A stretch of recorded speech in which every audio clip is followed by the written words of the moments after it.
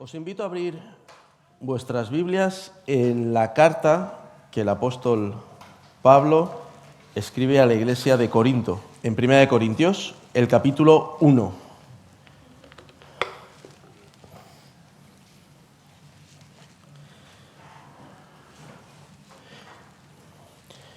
Yo voy a estar leyendo una versión diferente y luego volveremos a ella. ¿Sí? Dice la palabra del Señor. Recuerden, amados hermanos, que pocos de ustedes eran sabios a los ojos del mundo, o poderosos, o ricos, cuando Dios los llamó.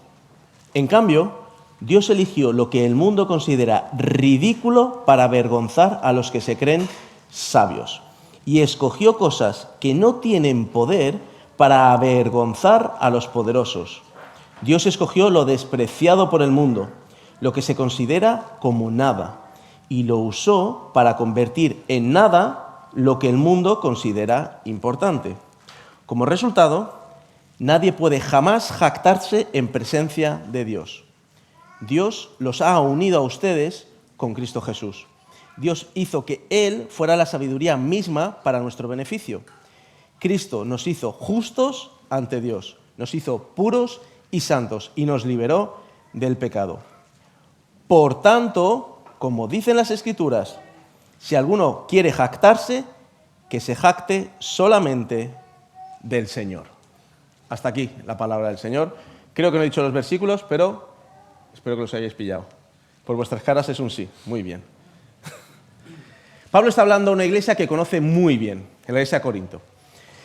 Esta iglesia es una iglesia que él ha acompañado y a lo largo de la carta, Pablo lo que está haciendo es confrontar en diferentes áreas.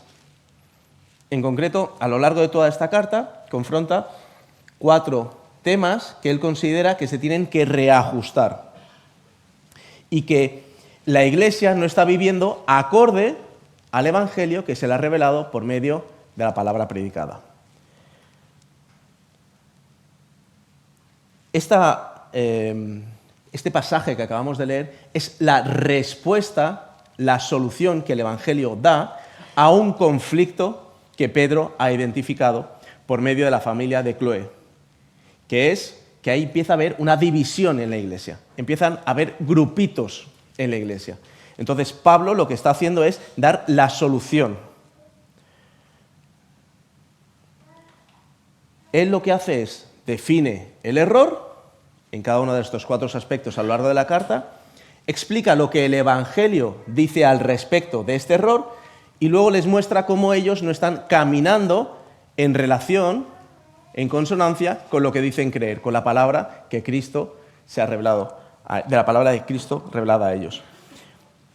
Y este mismo problema, el de la división, lo podemos estar teniendo nosotros. No solo porque uno pueda decir, oye, pues a mí me gusta más este predicador, o a mí me gusta más el otro predicador, sino porque haciendo esto podemos olvidar o dejar de centrarnos en la palabra misma del Señor. Pero es que, además, puede suceder otra cosa. Internet es una maravilla.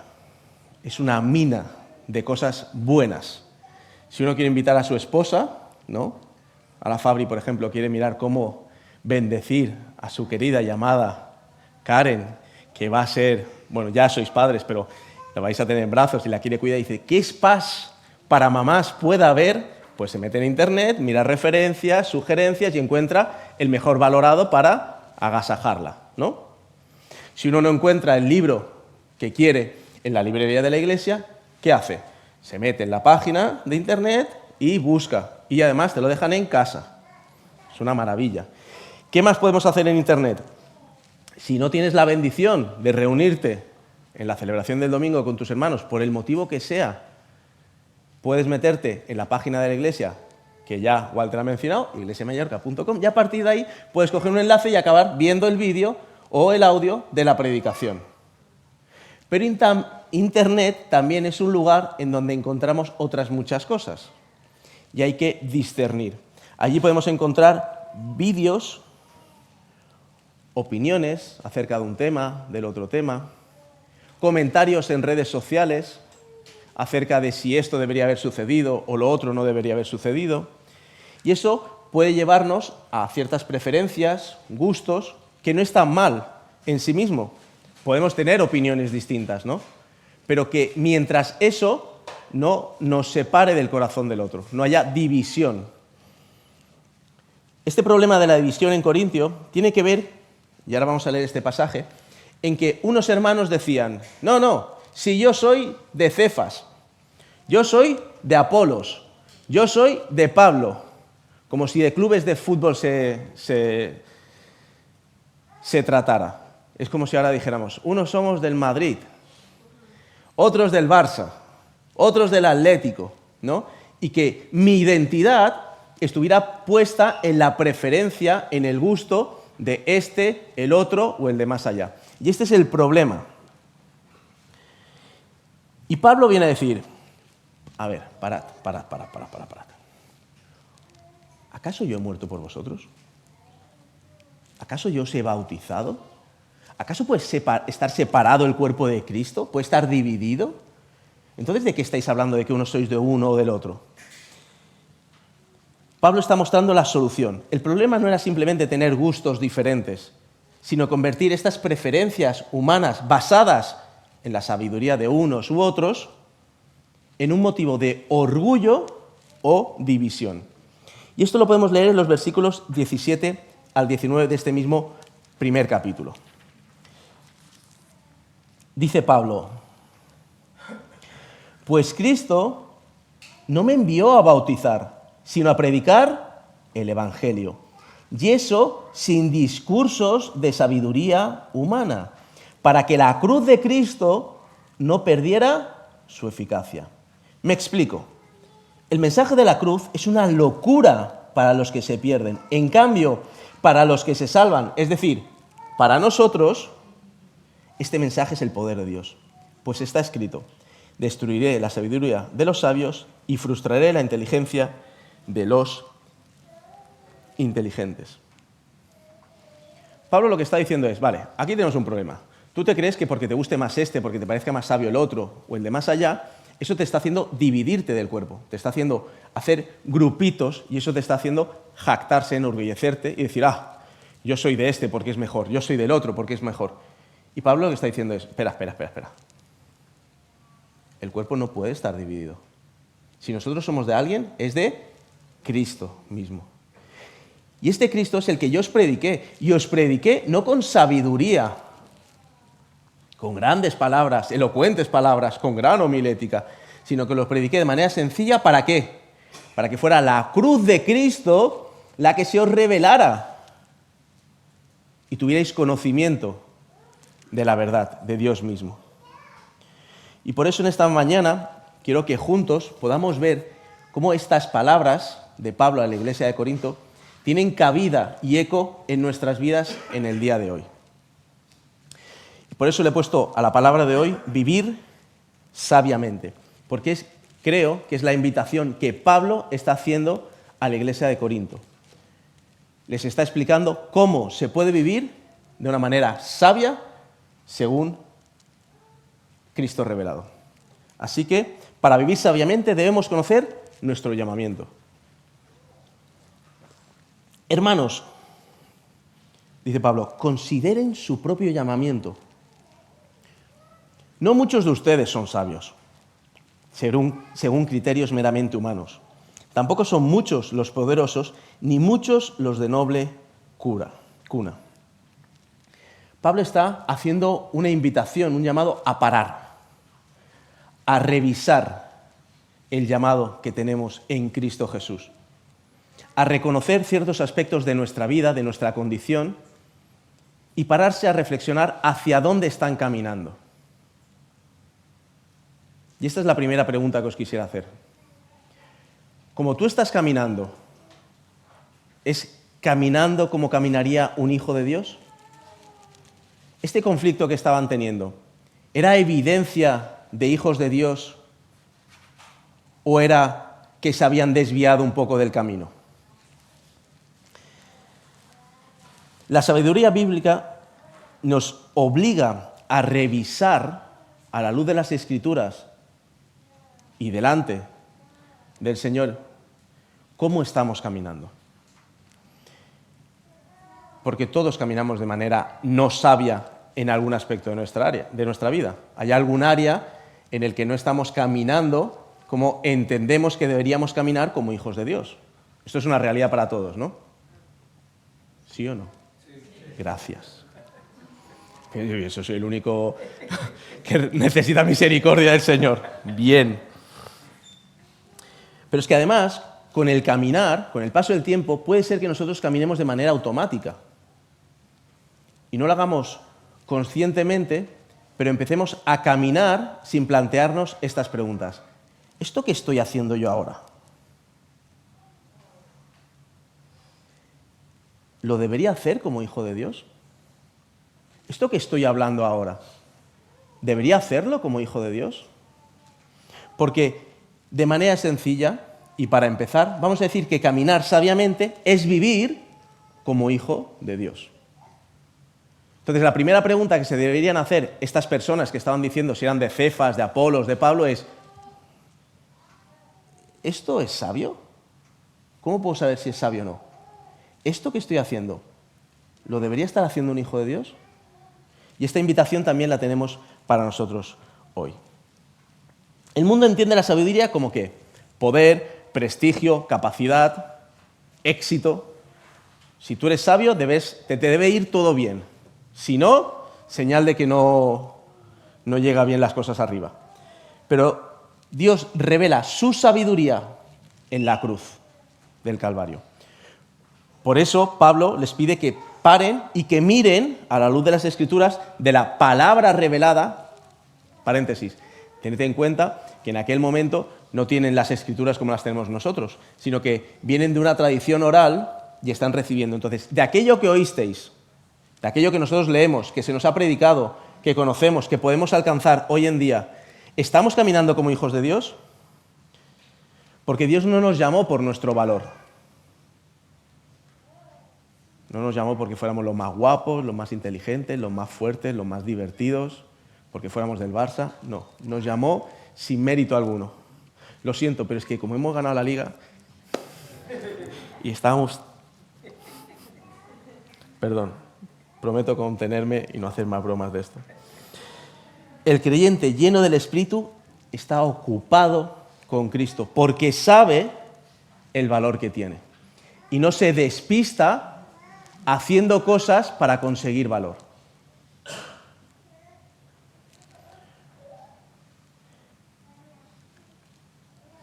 No se deja deslumbrar por la sabiduría del mundo, sino que por cuanto sabe el valor que tiene, no busca según qué cosas. Esto a lo mejor a nosotros nos resulta un poco lejano, porque nosotros decimos, si necesitas sabiduría, pídela al Señor. Si nosotros queremos buscar sabiduría, tenemos las Escrituras. Si nosotros necesitamos un consejo sabio, tenemos personas que nos acompañan, los pastores, responsables, que podemos ir y a la luz de las Escrituras y por medio de ellas ver qué decisión tomar o no tomar. Pero en aquella época, la sabiduría en el contexto de la iglesia de Corinto era algo que se valoraba muy mucho fuera de la iglesia. Y ese era el problema. Que había una ciudad importante, rica y llena de influencia cultural, donde el éxito y el prestigio social tenían mucho valor y la sabiduría era muy valorada. Aquel que era sabio era como ¡wow! ¿No? Recordamos un poco los rabís, cuanto más sabio, más discípulos. Pues la persona sabia era valorada, era ¡wow! Mira ese cuánto sabe. ¿Por qué? Porque la gente no todas eran letradas, no todas sabían escribir y cuanto más sabio, más importante. Entonces, la sabiduría era algo prestigioso, algo que anhelar, algo que desear. Y Pablo no está diciendo que no tenga que ser así. Tiene que ser así. Nosotros tenemos las Escrituras y tenemos que capacitarnos, formarnos, aprender, compartir unos con otros para crecer, pero eso no nos tiene que despistar. Y lo que está diciendo es que ese valorar la sabiduría del mundo se infiltró en la iglesia Y ellos empezaron a centrarse más en ese o aquel, por lo bien que hablaba, explicaba, discipulaba. Y empezaron a descentrarse. Y dice, ojo, ese no es el punto. La sabiduría no es mala, pero no nos puede desenfocar de la verdad. Que no hay rangos en los hijos de Dios. No hay uno que sea más importante porque sepa más. Sí que hay gente que hace más cosas para el Señor, por diferentes motivos, y no vamos a entrar en esto ahora. Pero no es por cuanto es sabio o no es sabio que es más o menos importante. Si bien la sabiduría no es el motivo por el cual somos llamados, es algo que debemos anhelar. Estamos hablando de sabiduría. Sabiduría que está fuera de la iglesia, sabiduría que estaba dentro de la iglesia, sabiduría que Pablo propone, pero ¿qué es la sabiduría? Si yo os pregunto ahora, ¿qué es la sabiduría? ¿Cómo la definiríais? No me lo digáis en voz alta, pero pensadlo por un momento. ¿Cómo definirías sabiduría? Yo he tenido que buscarlo, porque me ha pasado como con un par de cosas, que es que creo saber qué son, las puedo identificar cuando las veo, pero a la hora de explicarlas me cuesta. Y entonces digo, ¿cómo explico yo esto ahora? Pues echamos mano de la RAE, de la Real Academia de la Lengua Española, que define sabiduría como grado más alto del conocimiento, o bien conducta prudente en la vida o en los negocios. Y por último, la define como conocimiento profundo en ciencias, letras o arte. Estamos buscando la definición para entender mejor qué es lo que Pablo ve en la iglesia de Corintio que está mal y la invitación que Pablo está haciendo a buscar una verdadera sabiduría. Pero esta definición es como muy académica, tiene mucho que ver con el conocimiento, con lo que se sabe, con lo que se puede usar. Y he buscado otra definición, que en síntesis es esta. La sabiduría es saber vivir bien. ¿Cuántos quieren saber vivir bien? No es solo tener mucha información o ser inteligente, es saber aplicarla. Es saber ver más allá del momento presente. Es levantar la mirada. Nuestro pastor Daniel siempre dice, este camino que vas a tomar, ¿hacia dónde te está guiando? ¿Sabes? Levantas la cabeza un poquito más allá y más allá de la montañita que hay, ¿dónde veo que me está llevando este camino? ¿Me está llevando a acercarme más a Jesús o me está desviando un poquito por allí? Es ver qué vale la pena y qué no vale la pena. Saber qué es importante y qué no es importante. Es saber cuándo hablar y cuándo callar. ¿Cuántos matrimonios quisiéramos aprender eso? ¿No? ¿Cuándo hablar, cuándo callar? Los padres, los hijos. Qué importante es saber esos momentos, ¿no? Cuando decir, pues esto es sabiduría, según esta definición. ¿Quién no quiere ser sabio según esta definición? Todos queremos este tipo de sabiduría. Nos hace vivir mejor. Y esto, si bien es una definición que todos anhelamos y deseamos, no es una definición que incluya a Dios.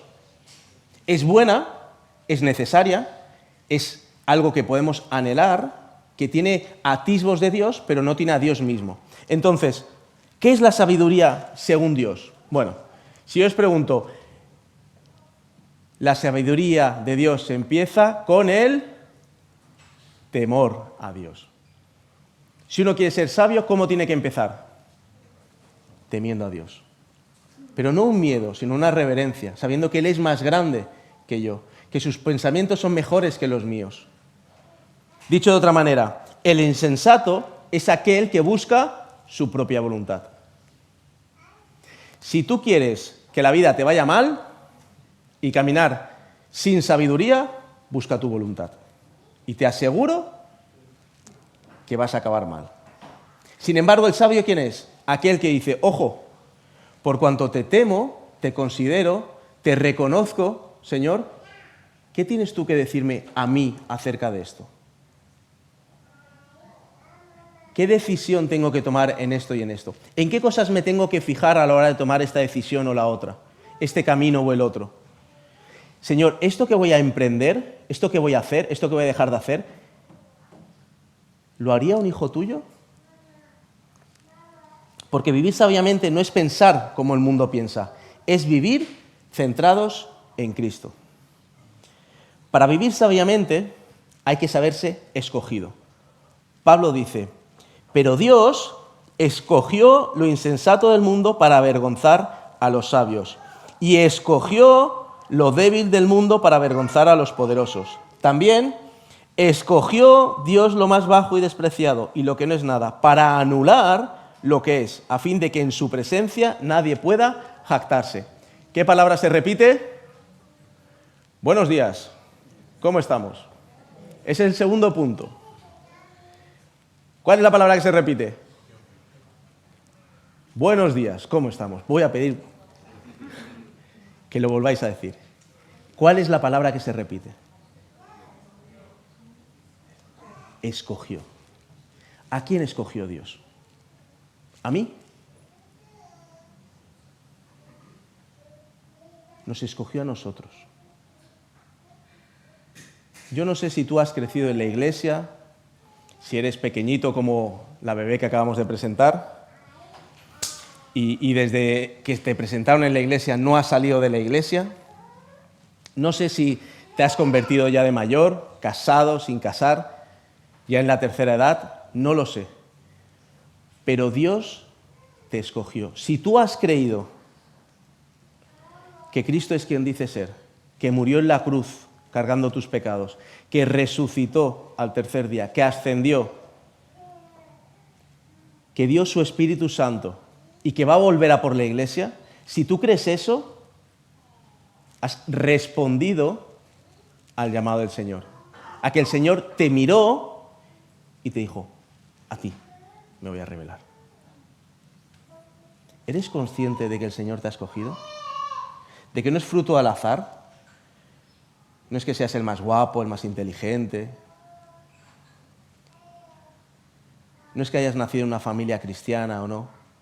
Es que el Señor te miró, te escogió y te dijo, a ti me voy a revelar. Para vivir sabiamente hay que saberse escogido. Y saberse escogido es entender que el Evangelio parece locura para el mundo. La buena noticia es un sinsentido para los que no tienen el Espíritu Santo. Para los que no han recibido a Cristo en el corazón, es una auténtica y soberana locura. Porque de otra manera, ¿cómo se entiende? Que el Rey del universo, el Rey de reyes, Señor de señores, venza muriendo, entregando su vida. ¿Cómo se entiende que el Rey de reyes, Señor de señores, nos invite a perdonar a nuestros enemigos, a amarlos? ¿Cómo se entiende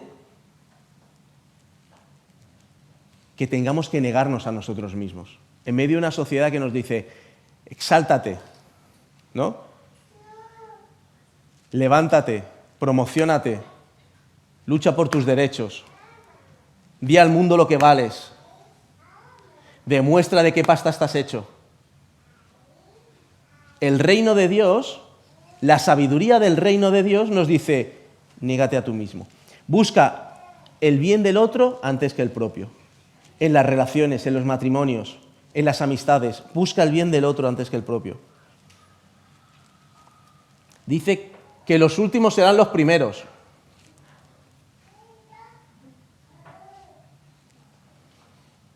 Que la salvación no es algo que uno conquiste con espada, con fuerza, sino que es gracia revelada. Saberse escogido es conocer nuestra fuerza, o mejor dicho, nuestra debilidad. Darnos cuenta de que no somos fuertes. Es más, es reconocer de que no somos capaces, de que somos débiles. Da igual lo fuerte que estés, lo que vayas al gimnasio.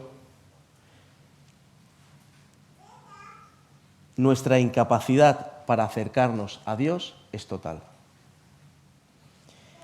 Y si alguno de nosotros nos hemos acercado, o cuando nos hemos acercado al Señor, mejor dicho, muchos de nosotros nos habremos acercado en un momento de profunda debilidad, de quebranto, de habernos encontrado con la realidad de que no éramos capaces, de que estábamos sobrepasados por algo, por lo que sea.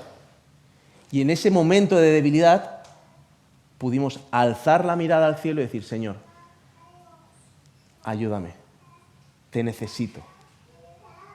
Entonces, caminar sabiamente es vivir reconociendo esa debilidad y levantando la mirada al cielo para decir, Señor, te necesito. Reconocer que no somos autosuficientes, que la fortaleza que el Señor nos da se perfecciona ¿en qué? En ese reconocimiento de que nosotros no tenemos que ofrecer a la mesa cuando nos sentamos. Hay una fuerza que no viene ni del dinero, ni del éxito, ni de la inteligencia, ni del carácter. Y reconocer que necesitamos esa fuerza en los momentos más difíciles es vivir de manera sabia, reconociendo que no somos capaces de todo, que no somos todopoderosos, que nos quebramos, que necesitamos descansar, que necesitamos que el Señor nos restaure, que necesitamos entrar en su presencia y decir, Señor, yo no puedo más, yo lo dejo todo. Hasta aquí he llegado. Y son esos momentos de catarsis, de límite, de crisis en los que el Señor ensancha las estacas. El Espíritu nos sostiene donde nuestras fuerzas terminan. Y vivir sabiamente es reconociendo esa debilidad, reconocer que es por medio de ella, no de una manera superficial o teórica, sino delante del Señor y por medio de la experiencia y de la relación con Él decir, Señor, es que no tengo nada. Si no eres tú en mí, estamos fritos. Vivir sabiamente es vivir constantemente en esta situación. Saberse escogido también es conocer el valor que tenemos. Un valor que no viene por lo que vamos a conseguir, que no tiene con lo que vamos a alcanzar en la empresa, en los negocios, en la familia. El valor viene por cuanto sabemos que nos lo ha dado Dios. ¿Y cómo sabemos que tenemos valor para Dios? Porque ha dado su único Hijo, para que por medio de Él todos nos podamos acercar de nuevo al Padre. ¿Cuánto nos valorará el Señor? No por lo que somos, sino por lo que Él es, que se ha hecho carne y ha venido a nosotros. Nuestra identidad no nace de lo que hacemos, sino de quien nos ha llamado. Vivir sabiamente y saberse escogido es conocer que ese valor nos permite emprender cosas y no emprender cosas para tener valor. Nuestro valor no cambia cuando fallamos, cuando tropezamos.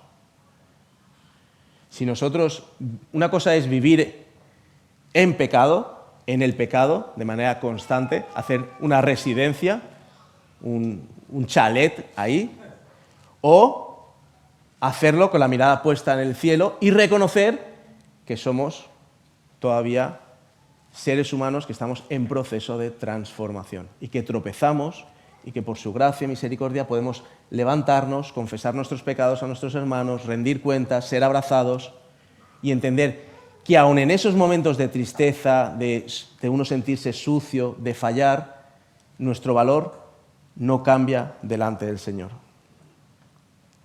Es la adopción en Cristo que define completamente quiénes somos. Y somos escogidos para avergonzar a los más poderosos.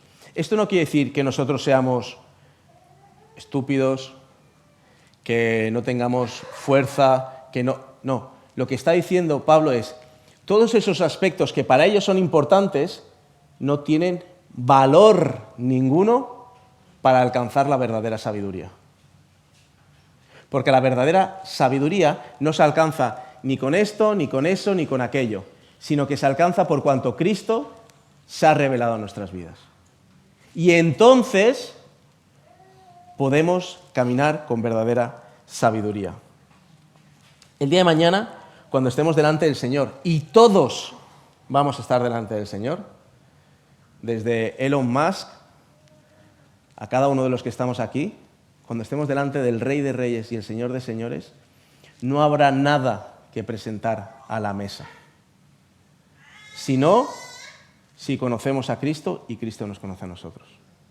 No habrá dinero, no habrá éxito, no habrá empresa, no habrá logros personales, no habrá belleza, no habrá operaciones estéticas, no habrá nada. Y frente a la verdad, solo hay una respuesta: Cristo mismo. Porque vivir sabiamente no es pensar como el mundo piensa, es vivir centrados en Cristo.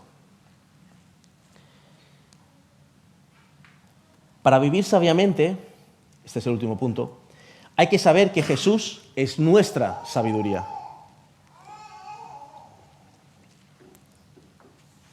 Voy a leer otra versión, la misma que he leído antes, porque me parece que da un matiz que nos ayuda a entender esto. Versículo 30, capítulo 1. Pero gracias a Él, ustedes están unidos a Cristo, a quien Dios ha hecho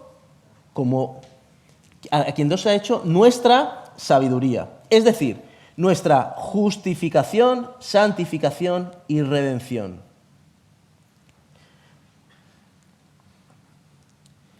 Cristo es nuestra sabiduría. Pablo no solo está diciendo que Cristo nos da sabiduría para vivir bien, como hemos dicho. No solo que los dichos, las enseñanzas, sean sabiduría de lo alto, del reino de Dios, que nos ayuda a vivir conforme los hijos de Dios tienen que vivir. No que nos dice que nos da sabiduría para vivir bien en base a los estándares del reino de Dios, sino que nos está diciendo que Cristo mismo es la sabiduría que necesitamos.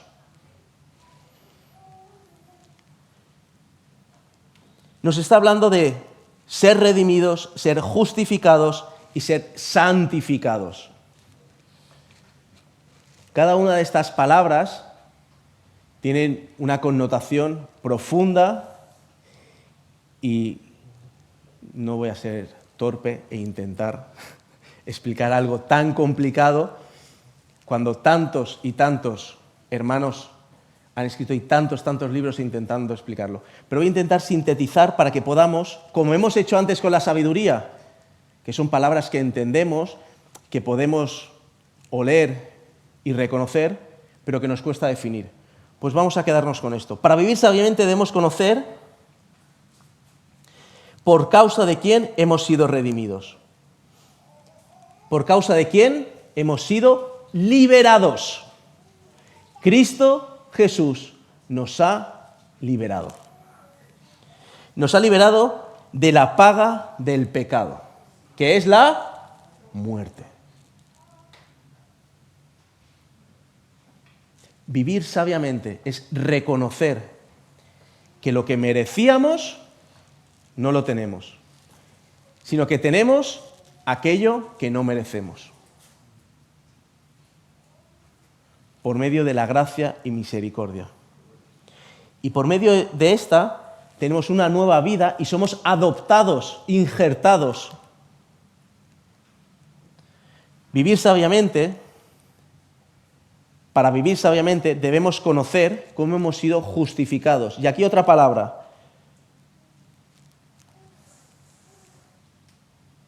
Hechos justos por medio de la obra redentora y vicaria de Cristo en la cruz. Hemos sido absueltos. Hemos sido hechos libres de nuestros delitos y pecados.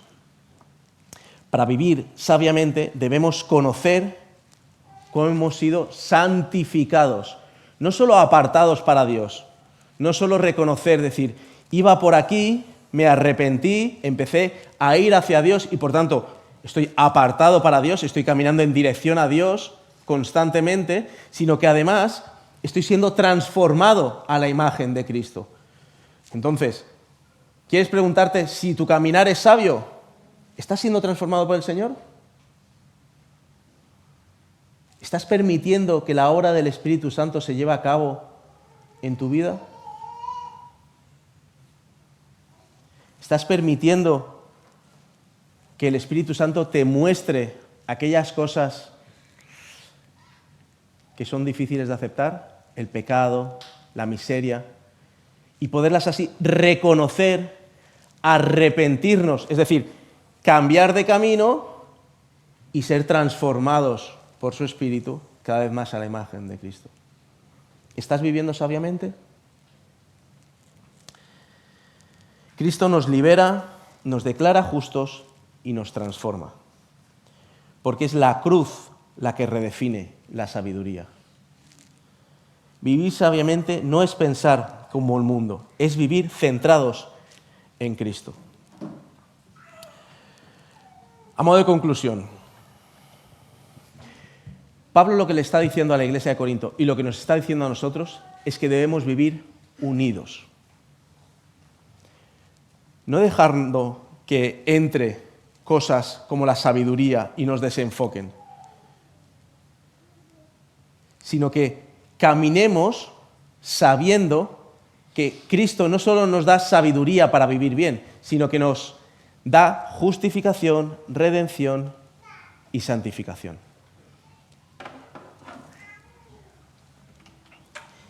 Y esto no es para otra cosa, o no es por otra cosa, que porque Él se ha revelado. Ha decidido por su gracia y misericordia escogernos a cada uno de nosotros.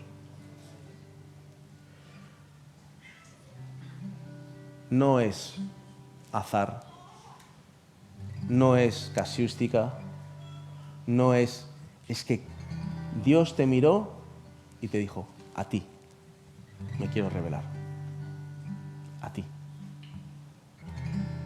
Hemos sido escogidos, hemos sido abrazados por su gracia.